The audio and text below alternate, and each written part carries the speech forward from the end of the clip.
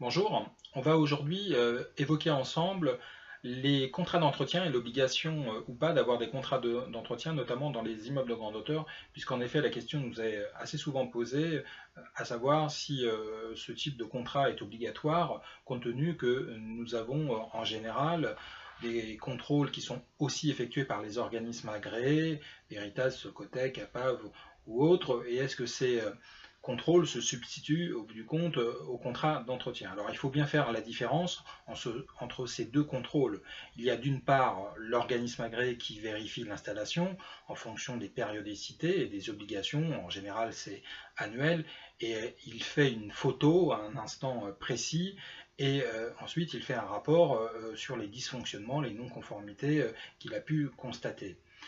Donc ça, c'est le premier contrôle de l'organisme agréé. Ensuite, vous avez l'entreprise de maintenance qui fait ses vérifications. Donc en théorie, elle assure l'entretien tout au long de l'année, donc elle s'assure que les installations sont fonctionnelles, et elle fait de la même manière un contrôle, et ensuite ce contrôle-là est retranscrit sur ces rapports. C'est pour ça que souvent on a deux rapports qui sont des fois d'ailleurs contradictoires, mais il faut bien faire le distinguo entre d'une part le premier rapport qui est l'organisme agréé qui fait à un instant précis un constat de la situation. C'est en général ces rapports-là qui sont présentés aux commissions de sécurité.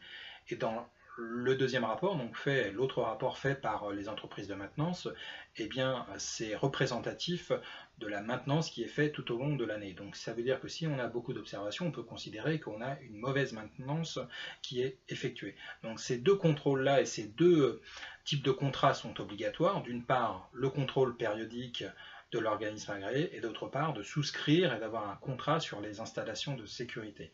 Donc c'est important de le rappeler. Bien souvent, on fait un peu abstraction des obligations liées au contrat d'entretien, mais en théorie, plus on aura un entretien qui sera bien fait, et moins on aura d'observations sur les rapports des organismes agréés, d'où l'intérêt de faire ces différents contrôles, hormis l'aspect bien évidemment obligatoire de ces vérifications.